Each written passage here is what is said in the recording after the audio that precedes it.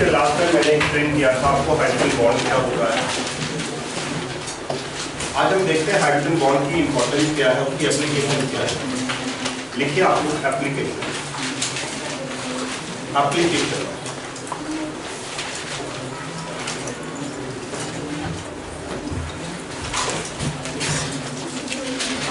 थोड़ा नंबर 1 हम स्टार्ट करते हैं। Physical state.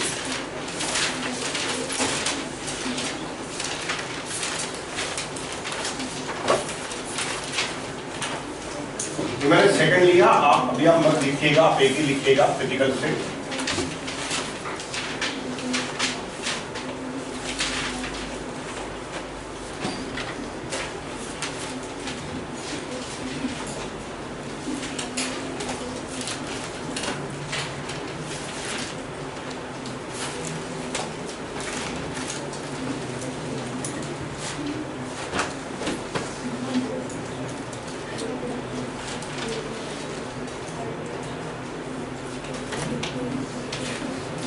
एक एक करके पॉइंट डिस्कस करते हैं। पहला पॉइंट लिखा हमने फिजिकल स्टेट। तो बड़ा ऐसा मॉलिक्यूल जिसमें हाइड्रोजन बॉन्ड होता है, उसकी फिजिकल स्टेट में अब नॉर्मल ट्रेंड आ जाता है।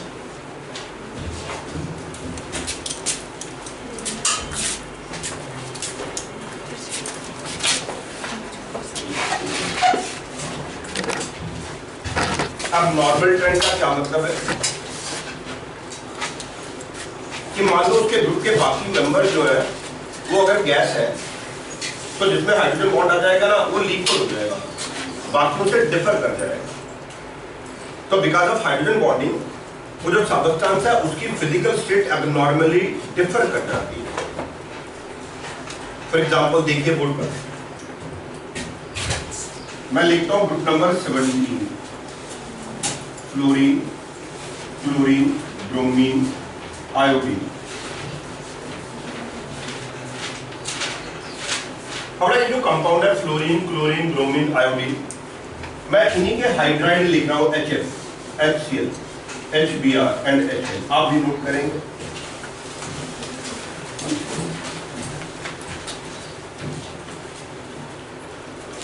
ये ग्रुप 17 के हाइड्राइड्स लिखे।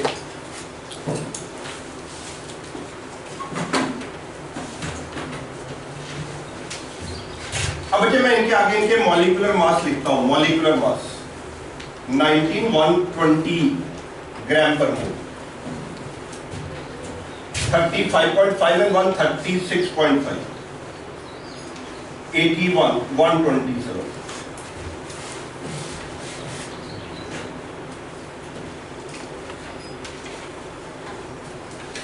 तो क्या देखा हमने, नीचे आते हुए मॉलिक्यूलर मास तो बढ़ रहा है। ये 20 है, ये 36 है, और ये 81 है, और ये 128 है।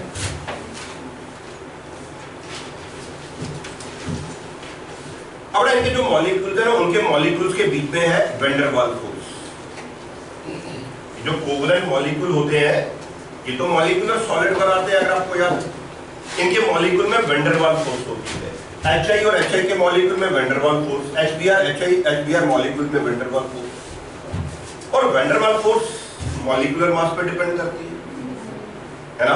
Attractive force van der Waals force किस पे डिपेंड करती है, बताओ। नीचे आते हुए मॉलिक्यूलर मास ये तो बढ़ रहा है, डबल हो गया, देखो ये डबल से भी ज्यादा हो गया।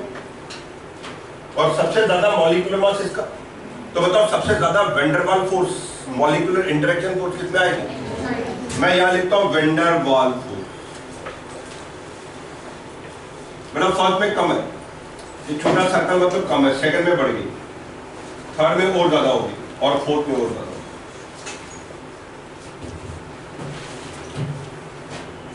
मैंने सर्कल से उनका मैग्नीट्यूड शो करने की कोशिश की है। बेटा सबसे ज्यादा मॉलिक्यूलर इंटरेक्शन जो है वो HI में है। बताओ सबसे ज्यादा इंटरेक्शन, अट्रैक्शन किसके मॉलिक्यूल में। बेटा फिर भी वो गैस है। वो क्यों, क्योंकि वैन डर वाल्स फोर्स तो बहुत वीक फोर्स होती है। तो बोलो HI क्या बोला, क्या है, गैस है। HBr क्या होगा, HBr में van der Waals interaction HI से कम है, तो अगर HI गैस है तो HBr वो भी गैस होगा। क्योंकि लिक्विड होने के लिए अट्रैक्शन और ज्यादा होनी चाहिए, सॉलिड होने के लिए और ज्यादा होनी चाहिए। सो HI is a gas, HBr is a gas, HCl is a gas and HF is a liquid. ये HF लिक्विड कैसे हो गया? उसमें तो अट्रैक्शन सबसे कम है। बोलो, वैन डर वाल अट्रैक्शन HF में सबसे कम है, उसको भी तो फिर गैस होना चाहिए। लेकिन HF में एक और एडिशनल फोर्स है, कौन सा? बड़ा, इसमें एक और एडिशनल फोर्स है, दैट इज हाइड्रोजन बॉन्ड। और ये जो एडिशनल फोर्स हाइड्रोजन बॉन्ड है उसकी वजह से HF लिक्विड है और बाकियों में हाइड्रोजन बॉन्ड नहीं है। तो देखो, हाइड्रोजन बॉन्ड की वजह से फिजिकल स्टेट चेंज हो गई। तो आप लिखेंगे एक group number 17, in group number 17 HF is liquid, in group number 17 HF is liquid because of hydrogen bond, because of hydrogen bond. Whereas HCl, HBr, HI, whereas HCl, HBr, HI are all gases. HCl, HBr and HI are all gases.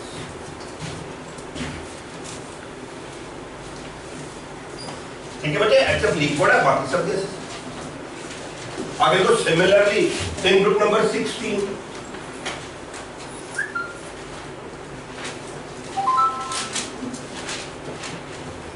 Similarly in group number 16 देखो, अब मैंने group number 16 लिख दिया, oxygen, sulphur, इनके साथ मैं hydrogen लगा देता हूं।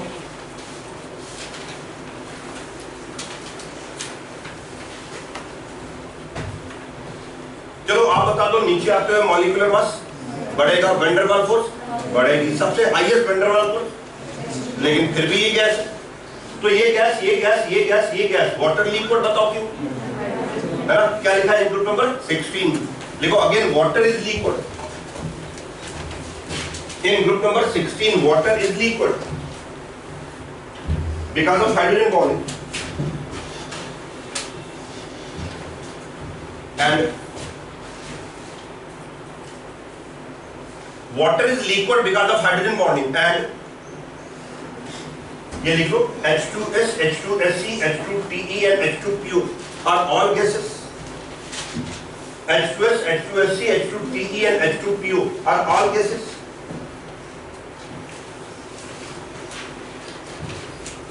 तो बड़ा इस तरह से हाइड्रोजन बॉन्ड की वजह से फिजिकल स्टेट में एब्नॉर्मैलिटी आ गई। ग्रुप नंबर 17 में पहला मेंबर लिक्विड है, अगर इसमें हाइड्रोजन बॉन्ड नहीं होता फिर ये भी सॉलिड गैस ही होता। और ग्रुप नंबर 16 में वाटर लिक्विड है, बाकी सब मेंबर गैस है। तो whenever there is hydrogen bond, there is abnormality in physical state. Next लिख सकते हैं मेल्टिंग एंड बॉइलिंग पॉइंट।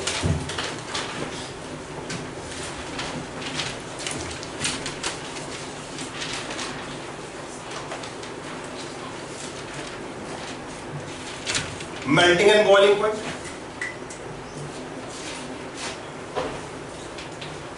आगे आप लिख सकते हैं directly proportional to intermolecular force, directly proportional to intermolecular force.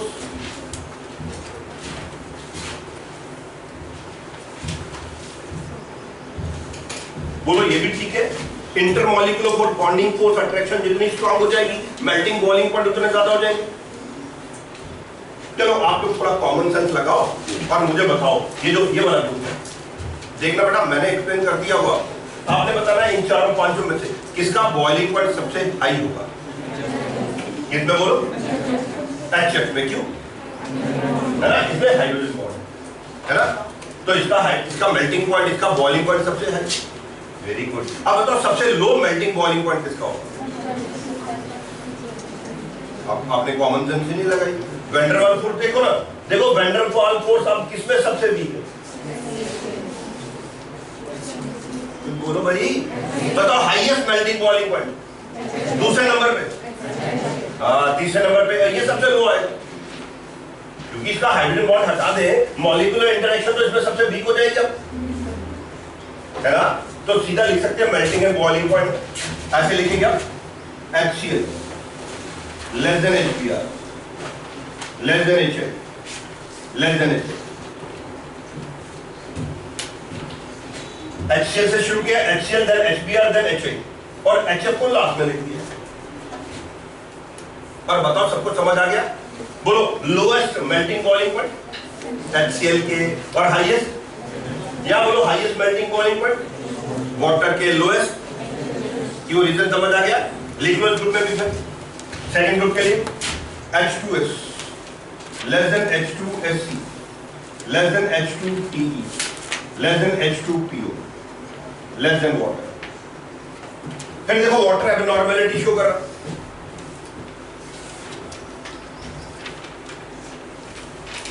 और बेटा ग्रुप 15 में भी कुछ एबनॉर्मेलिटी है।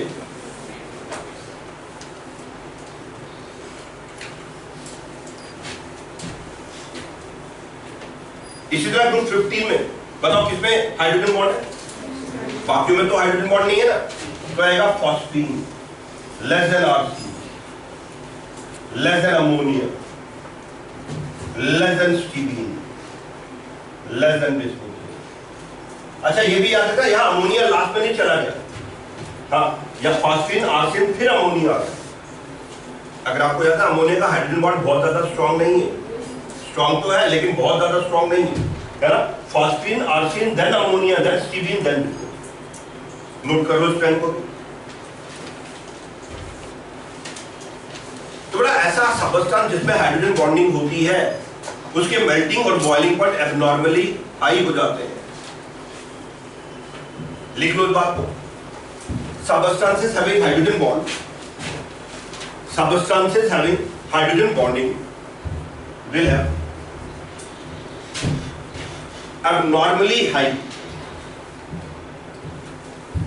will have abnormally high melting and boiling points. Will have abnormally high melting and boiling points.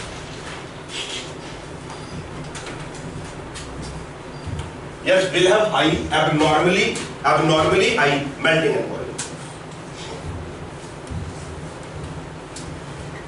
अच्छा बेटा मेरी तरफ देखकर बताओ कि आपको याद है जिसका बॉइलिंग पॉइंट हाई होता है उसका वेपर प्रेशर कम होता है। जिसका बॉइलिंग पॉइंट हाई होता है उसका वेपर प्रेशर वो कम वोलाटाइल होता है ना। तो बताओ इस ग्रुप में सबसे कम वोलाटाइल HF, सबसे ज्यादा वोलाटाइल? ये बड़े इंपॉर्टेंट क्वेश्चन है। सबसे ज्यादा वोलाटाइल क्योंकि इसका बॉइलिंग पॉइंट सबसे हाई है ना, और सबसे ज्यादा वोलाटाइल क्योंकि इसका बॉइलिंग पॉइंट सबसे कम। तो ये आगे थर्ड पॉइंट लिखो वोलाटाइल करेक्टर। वोलाटाइल करेक्टर आगे लिख लो inversely proportional to boiling point. Volatile character inversely proportional to boiling point.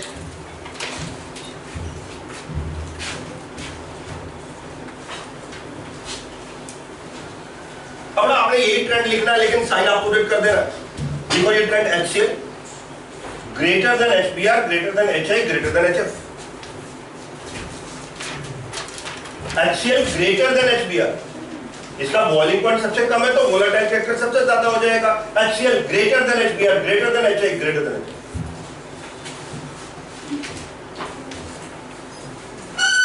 आपको याद रहे इसलिए नीचे एक लाइन लिख लो। इसके बाद लिखो इन group 17, in group 17 HCl is most volatile. HCl is most volatile and HF is least volatile. HCl is most volatile and HF is least volatile.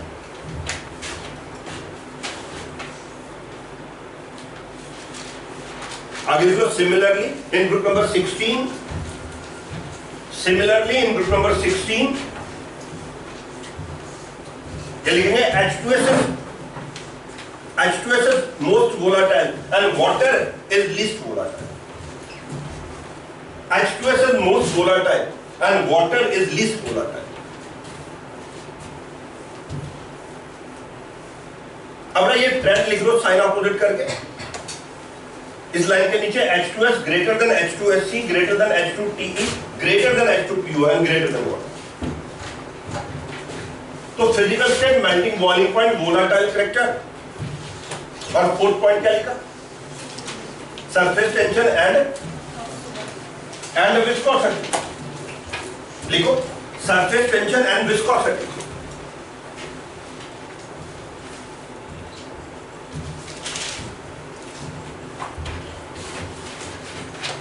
इसके आगे भी लिखना directly proportional to intermolecular force, directly proportional to intermolecular force, surface tension and viscosity directly proportional to intermolecular force.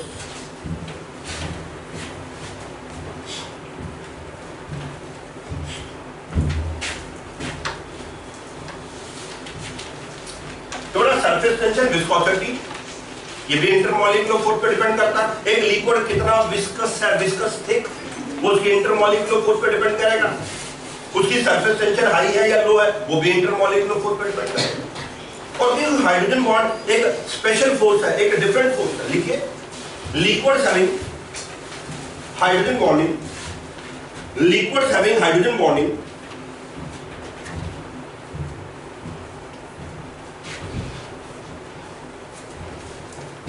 have high viscosity as well as surface tension, have high viscosity as well as surface tension, will have high viscosity as well as surface tension.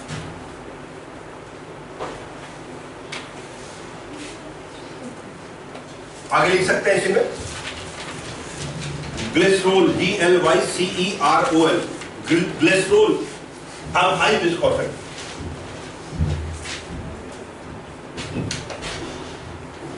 and water have high surface tension, and water have high surface tension due to hydrogen bonding, due to hydrogen bonding.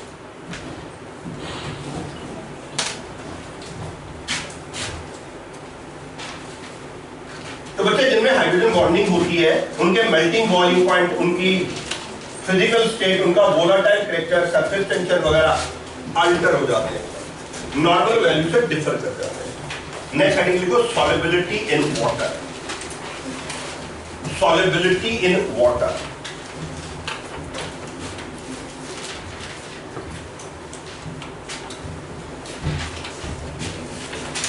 लिखिए इसमें normally organic compounds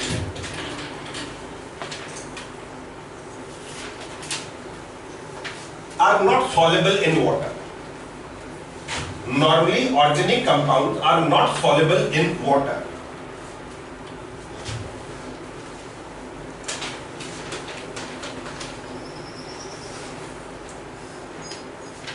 Example,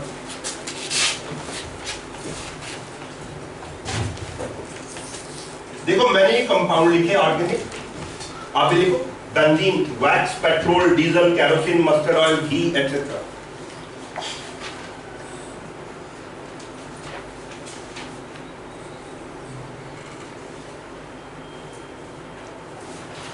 देखो इनमें से कोई substance water में dissolve नहीं होता, benzene नहीं होता, वैक्स नहीं होता, पेट्रोल, केरोसिन, डीजल नहीं होता, मस्टर्ड ऑयल नहीं होता, घी है ना, कोकोनट ऑयल, ये तो पानी में डिसॉल्व भी नहीं होते। नॉर्मली ऑर्गेनिक सब्सटेंसेस वाटर में डिसॉल्व नहीं होते। हम ऐसे बोलते हैं ऑर्गेनिक सब्सटेंसेस ऑर्गेनिक सॉल्वेंट में डिसॉल्व होते हैं और इनऑर्गेनिक सब्सटेंसेस इनऑर्गेनिक सॉल्वेंट। जैसे सोडियम क्लोराइड नमक है, पानी में डिसॉल्व हो जाता है। तो ज्यादातर केसेस में हम ये बोलते हैं, इसके लिए एक लाइन लिखी जाती है, लाइक डिसॉल्व्स लाइक। जो ऑर्गेनिक है वो ऑर्गेनिक में डिसॉल्व होता है, वो जनरली वाटर जो इनऑर्गेनिक है उसमें डिसॉल्व नहीं होता। आगे देखो, but a number of organic substances such as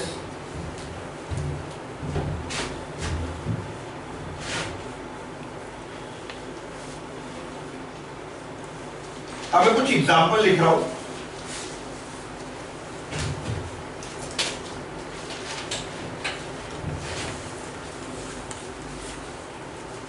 आप भी लिख सकते हैं।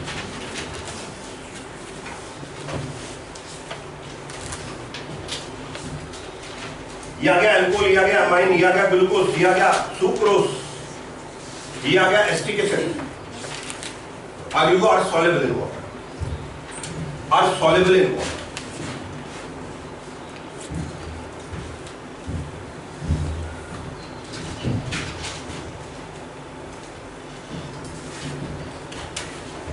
अभी चेक करो, ये सारे ऑर्गेनिक है, लेकिन ये वाले तो ऑर्गेनिक पानी में डिसॉल्व हो जाते हैं।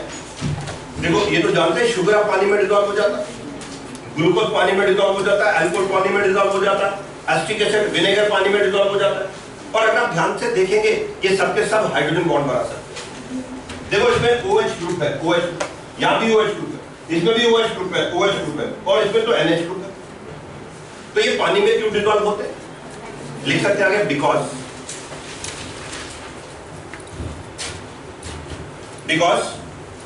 these compounds can form hydrogen bond. Because these compounds can form hydrogen bond.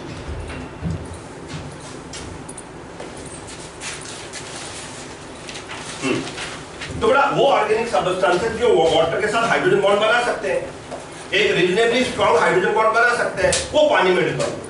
तो हाइड्रोजन बॉन्डिंग जो है किसी ऑर्गेनिक सब्सटेंस की वाटर में सॉल्युबिलिटी को भी इफेक्ट करता है। ओके, अब एक और पॉइंट लिखो, एग्जिस्टेंस ऑफ लिखो हेडिंग, एग्जिस्टेंस ऑफ, ये लिखा मैंने compound KHF2, existence of KHF2, और ब्रैकेट में लिखो नॉन एग्जिस्टेंस ऑफ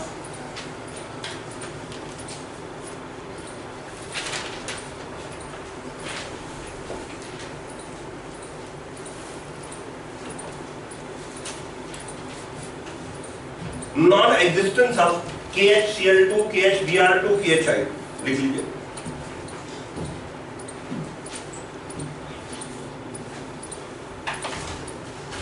बच्चे जो ब्रैकेट के बाहर वाला कंपाउंड है ये एग्जिस्ट करता है, this is a very much stable compound, लेकिन ये अंदर वाले कंपाउंड एग्जिस्ट ही नहीं करते। तो ऐसा क्या हो गया, फ्लोरीन का कंपाउंड तो एग्जिस्ट करता है लेकिन क्लोरीन, ब्रोमीन और आयोडीन के कंपाउंड एग्जिस्ट नहीं करते। देखते हैं KHF2 और एक लिख लेता हूं KHCl2। बड़ा ये तो एग्जिस्ट करता है, ये एग्जिस्ट नहीं करता। आगे देखते हैं, बड़ा ये जो KHF2 है ना, ये वाले दो आयन बना देता है, ये पॉजिटिव एंड HF2 नेगेटिव। अब ये जो HF2 नेगेटिव है ना, ये कुछ ऐसा है, ये H, अब ये H और F है और साथ में F नेगेटिव है, ये बन जाएगा HF2 नेगेटिव। ओके, यहां लिखता हूं फ्लोरीन पे नेगेटिव और हाइड्रोजन पे, तो बताओ यहां पे इन दोनों के बीच में हाइड्रोजन बॉन्ड बन जाएगा। ये जो HF2 है नेगेटिव है, ये एग्जिस्ट करता है, क्यों एग्जिस्ट करता है? Because fluorine and hydrogen can form hydrogen bond, है ना। यहां पे आता हूं Cl नेगेटिव HCl। अब बताइए क्या यहां हाइड्रोजन बॉन्ड पॉसिबल है? क्या क्लोरीन हाइड्रोजन बॉन्ड बनाता है? नहीं बनाता, इसलिए बच्चे ये कंपाउंड एग्जिस्ट नहीं करेगा। Are you able to understand? Fluorine hydrogen bond बनाता है, इसलिए ये आयन एग्जिस्ट करता है HF2 नेगेटिव आयन, और ये आयन पॉजिटिव आयन के साथ KHF2 मॉलिक्यूल बना लेता है। जबकि क्लोरीन हाइड्रोजन बॉन्ड बनाता ही नहीं है, ब्रोमीन हाइड्रोजन बॉन्ड बनाता ही नहीं है, आयोडीन हाइड्रोजन बॉन्ड बनाता ही नहीं है। No hydrogen bond.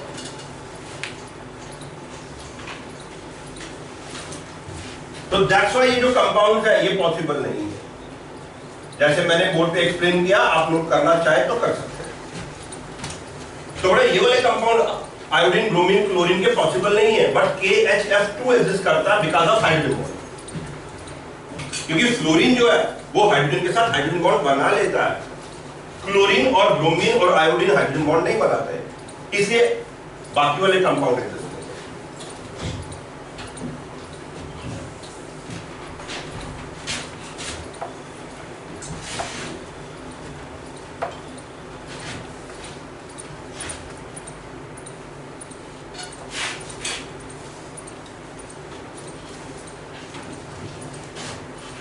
एक और पॉइंट लिखो, नेक्स्ट लिखो dimerisation. Dimerisation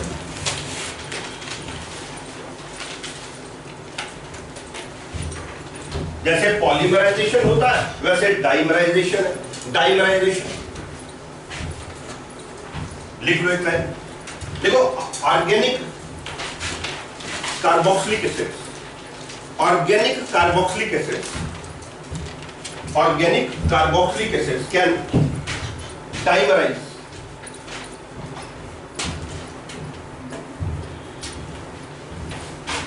in their solution with organic solvent, in their solution with organic solvent, can dimerize in their solution with organic solvent.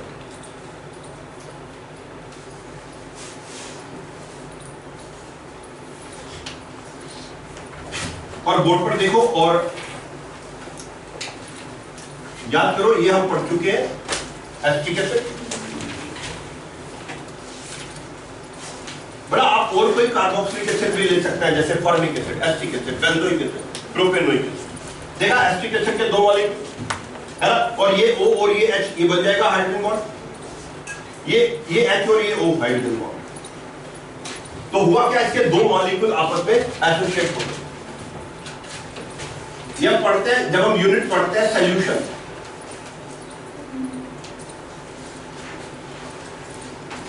Acetic acid के 2 molecule जब आप किसी ऑर्गेनिक लिक्विड में add करते हैं तो बेटा ये डाइमराइज कर जाता है। और ये डाइमराइज क्यों करते हैं? Because of hydrogen bond.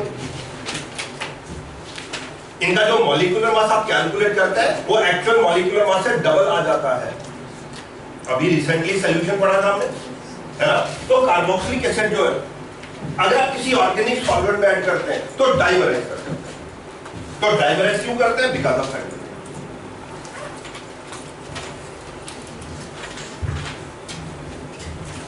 और एक और बड़ा इंपॉर्टेंट पॉइंट है, लिखिए क्या है,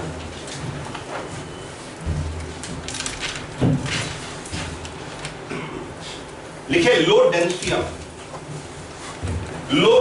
of ice, low density of ice than water, low density of ice than water.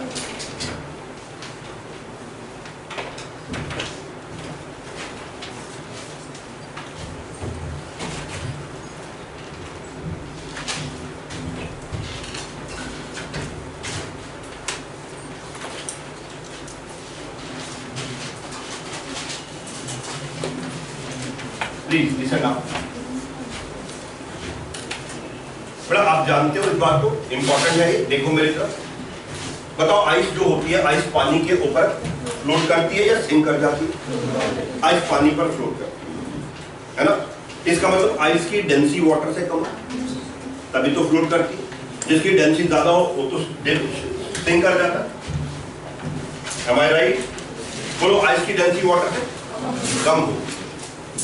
अच्छा बेटा फिजिक्स याद करो थोड़ा सा, सुन रहे हो मुझे? हाँ बताओ, किसी चीज को जब हम गर्म करते हैं, हीट करते हैं तो उसका वॉल्यूम, बोलो भाई, हीटिंग से वॉल्यूम एक्सपेंड करता है, वॉल्यूम बढ़ता है, और कूलिंग से कॉन्ट्रैक्ट होता है। डेंसिटी का formula mass per unit volume. फिर बोलो कूलिंग से वॉल्यूम, बेटा अगर वॉल्यूम कम होगा तो डेंसिटी, ऐसा ही होता है हमेशा वाटर को छोड़ के। आप और कोई सब्सटेंस ले लो, कितने एलिमेंट कितने कंपाउंड है, आप उनको ठंडा करते हो तो उनका वॉल्यूम श्रिंक कर जाता है, कम हो जाता है।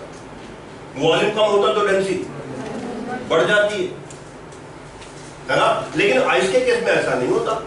पानी को ठंडा करो ना तो आइस जब बनती है वॉल्यूम बढ़ जाता है। आइस का वॉल्यूम वाटर से ज्यादा होता है। आप इसको घर में भी चेक कर सकते हैं। बड़ा घर में आपका जो रेफ्रिजरेटर का ऊपर फ्रीजर है, आप एक बार खुद करिएगा जरूर, वहां से ट्रे निकालिएगा, पानी खाली ट्रे, उसमें पानी भर दीजिए।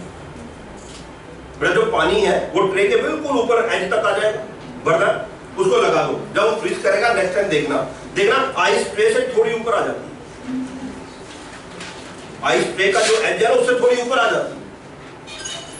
आप फ्रोजन पानी आइस को, जो पानी फ्रीज कर गया ना, ट्रे होगी पड़ी, उसको चेक करना था। आप देखोगे जो आइस है ना, आइस वो ट्रे के ब्रिम से भी थोड़ा ऊपर आ गया। पानी तो ऊपर आ नहीं सकता था, ऊपर पानी आता तो बाहर गिर जाता। तो हुआ क्या, जब मैंने पानी को ठंडा किया ना, वो एक्सपैंड कर गया। अब ऐसा क्यों हुआ? पानी को ठंडा करने पर वो एक्सपैंड क्यों हुआ, है ना? That is because of hydrogen bond. लिखिए देखिए, इन ice every water molecule gets tetrahedrally attached to 4 other water molecules,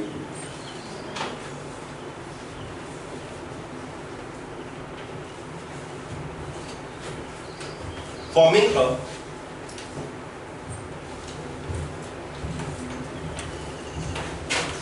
a three-dimensional tetrahedral cage-like structure. Tetrahedral cage-like structure with a lot of empty space.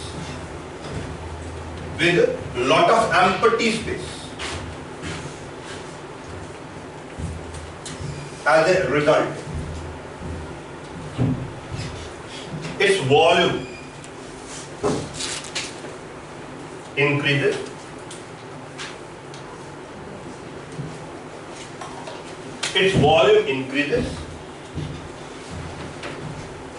and therefore its density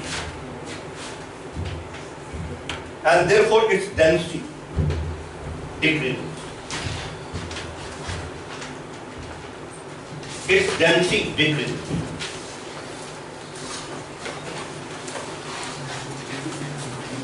हाँ, board पर देखते हैं। मैंने देखा ये water molecule लिखे मैंने। ये जो एक वाटर मॉलिक्यूल है ना, ये क्या करता है? ये 4 हाइड्रोजन बॉन्ड बनाता है आइस में,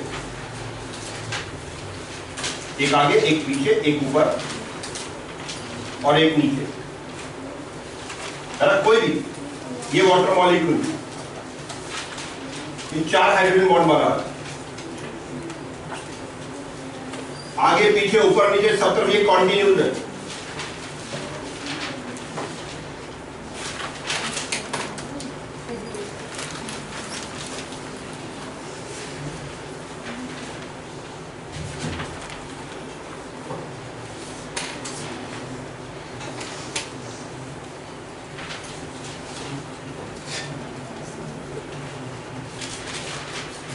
बड़ा अंडरस्टैंड करना पहले। अब बच्चे ये वाटर मॉलिक्यूल देखो 4 हाइड्रोजन बॉन्ड बना रहा है। बोर्ड पे तो 2 डायमेंशनल दिख रहा पर है ये टेट्राहेड्रल 2 डायमेंशनल नहीं। अच्छा, ये वाटर मॉलिक्यूल भी 4 हाइड्रोजन बॉन्ड बना रहा है। कोई भी वाटर मॉलिक्यूल, ये भी 1 2 आगे पीछे काट लीजिए। और भाई होता क्या, उसकी वजह से बीच में बड़ा सारा स्पेस खाली रह जाता। बताओ मुझे, वाटर मॉलिक्यूल की मोबिलिटी सॉलिड में ज्यादा होगी या लिक्विड में ज्यादा होगी? मोबिलिटी, मूवमेंट लिक्विड में ज्यादा होगी, सॉलिड में तो फिक्स हो जाएंगे। बेटा लिक्विड में क्या होता है ना, कुछ मॉलिक्यूल कई बार यहाँ बीच में भी आ जाते हैं मोबिलिटी की वजह से। सॉलिड में नहीं आते, बस अपनी अपनी जगह फिक्स हो जाते हैं। उसकी वजह से क्या होता है, बीच में बड़ा सारा, बोलो बड़ा सारा खाली स्पेस आ जाता है। बेटा स्पेस खाली होगा तो वॉल्यूम बढ़ जाएगा ना। When there is lot of empty space, volume will increase, और वॉल्यूम इंक्रीज होता है तो डेंसिटी कम हो जाती है। तो आइस में मॉलिक्यूल अपनी अपनी जगह फिक्स हो जाते हैं, उनकी मोबिलिटी मिनिमाइज हो जाती है। They form a cage-like structure, tetrahedral cage-like structure with a lot of empty space. इस empty space की वजह से आइस का वॉल्यूम थोड़ा सा एक्सपेंड कर जाता है as compared to water. So that's why ice की डेंसिटी वाटर से कम होती है। सभी तो ये नेचर का गिफ्ट है, समझ लो। हाँ, श्रीनगर में डल लेक विंटर में फ्रीज करती है तो आइस ऊपर आ जाती है। उससे क्या होता है, सारी एक्वेटिक लाइफ जो है वो अंदर सर्वाइव कर पाती है। इमेजिन करो अगर आइस डेंस होती तो बनती तो कहाँ चली जाती? तो नीचे फिर पूरी लेक फ्रीज कर जाती। जब आइस नीचे चली जाती, जब आइस ऊपर आ जाती है ना, एक इंसुलेटेड लेयर बन जाती है, तो नीचे का पानी फ्रीज नहीं करता, एक्वेटिक लाइफ सर्वाइव कर पाती। ठीक है ना? तो अगर आइस डेंस होती तो नीचे बैठ जाती, तो फ्रीजिंग नीचे से ऊपर की तरफ होती, तो बड़ा ऑटोमेटिकली सारी की सारी लेक फ्रीज कर जाती है। सारी एक्वेटिव एंड वेजिटेटिव लाइफ जो है वो खत्म हो जाती है विंटर के टाइम में। तो right, so ice have low density as compared to water.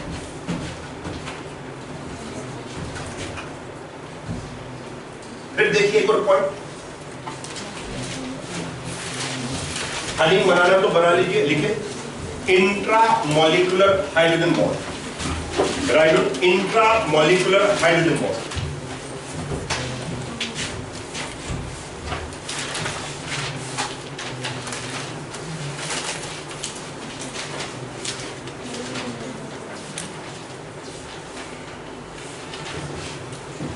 देखो ये मैंने एक कंपाउंड लिखा, इसका नाम है पैरा नाइट्रोफिनोल। बोलो नाम समझ आ गया, पैरा नाइट्रोफिनोल। अब इसका एक और मॉलिक्यूल लिख रहा हूं, पैरा नाइट्रोफिनोल का second molecule, this para nitrophenol. ये भी पैरा नाइट्रोफिनोल, ये भी पैरा नाइट्रोफिनोल। ओके, और देखो ये ऑक्सीजन, ये हाइड्रोजन, ये इनके बीच में हाइड्रोजन बॉन्ड बन गया। ये तो वही हाइड्रोजन बॉन्ड जो पहले पढ़ा हमने, ये तो इंटरमॉलिक्यूलर है, दो अलग अलग मॉलिक्यूल के बीच में बन रहा है। This is intermolecular hydrogen bond, है ना, पैरा नाइट्रोफिनोल, पैरा नाइट्रोफिनोल, एक मॉलिक्यूल दूसरा मॉलिक्यूल, दो मॉलिक्यूल के बीच में हाइड्रोजन बॉन्ड बनता है।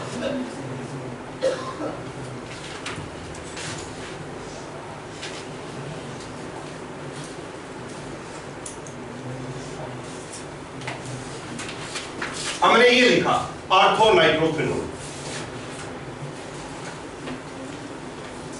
इसका भी सेकेंड मॉलिक्यूल लिख दिया हमने।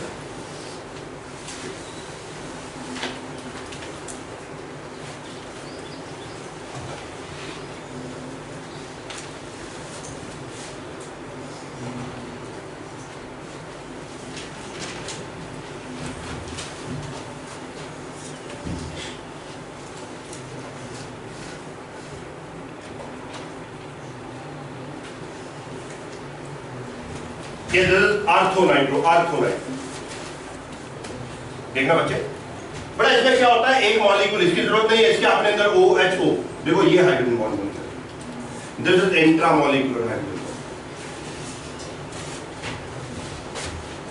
सेकंड केस में जो हाइड्रोजन बॉन्ड है वो एक मॉलिक्यूल के अपने अंदर है,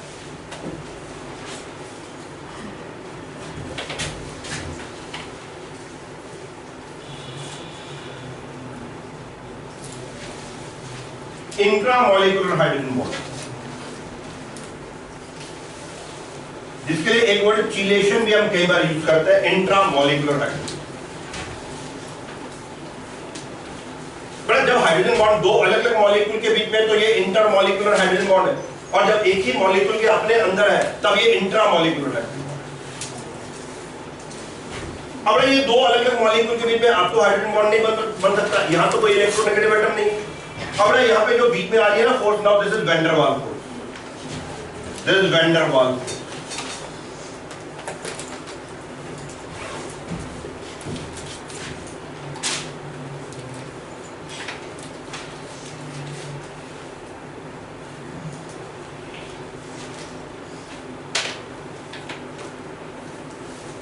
देखो जो फर्स्ट एग्जांपल थी पैरानाइट्रो, इन दोनों के बीच में हाइड्रोजन बॉन्ड है, और आर्थोनाइट्रो जो है इनके बीच में, और इनमें तो हाइड्रोजन बॉन्ड है लेकिन अपने मॉलिक्यूल के अपने अंदर। क्या सोच के बताएंगे, पहला कंपाउंड पैरा, दूसरा कंपाउंड, किसका मेल्टिंग पॉइंट या बॉइलिंग पॉइंट ज्यादा हो? बेटा जब हम मेल्ट करते हैं या बॉइल करते हैं, आप दो अलग अलग मॉलिक्यूल के बीच वाला बॉन्ड तोड़ते हैं, है ना। बताओ यहाँ दो अलग अलग मॉलिक्यूल के बीच में और यहाँ दो अलग अलग मॉलिक्यूल के बीच में कौन सा फोर्स स्ट्रॉन्ग है? इसलिए पैरा नाइट्रोफिनोल का मेल्टिंग बॉइलिंग पॉइंट ज्यादा होगा, आर्थो नाइट्रोफिनोल का मेल्टिंग बॉइलिंग पॉइंट कम होगा। ठीक है ना। इसको हम ऐसे कंक्लूड करते हैं बच्चे, इंट्रामॉलिक्यूलर हाइड्रोजन बॉन्ड की वजह से प्रॉपर्टी ना इन्वर्ट हो जाती है, रिवर्स हो जाती है, जो हमने पहले पढ़ी। वहां मेल्टिंग बॉइलिंग पॉइंट बढ़ जाते हैं या कम हो जाते हैं, है ना। लिख लो इस बात को। Because of intramolecular hydrogen bond, because of intramolecular hydrogen bond,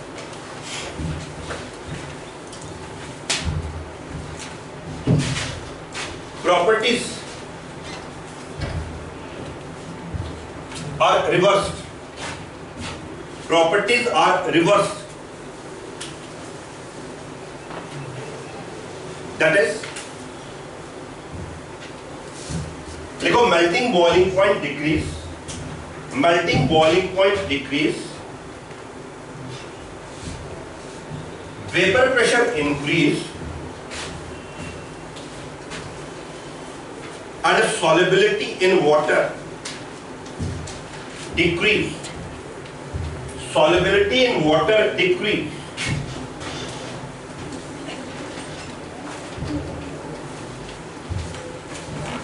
आगे लिख लो फॉर एग्जाम्पल, ठीक है, आर्थोनाइट्रोफिनोल, आर्थोनाइट्रोफिनोल is a steam volatile, orthonitrophenol is a steam volatile, whereas paranitrophenol is not steam volatile. Orthonitrophenol is a steam volatile, whereas paranitrophenol is not a steam volatile.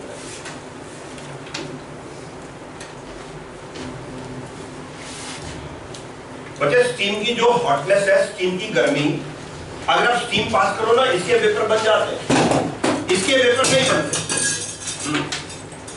बड़ा steam की hotness की वजह से इसके, क्योंकि ये ज्यादा वोलेटाइल है, इसका बॉइलिंग पॉइंट कम है, तो इंट्रामॉलिक्यूलर हाइड्रोजन बॉन्डिंग की वजह से मेल्टिंग बॉइलिंग पॉइंट्स कम हो जाते हैं एज कंपेयर टू इंटरमॉलिक्यूलर। तो ये बड़ा इंपॉर्टेंट क्वेश्चन है।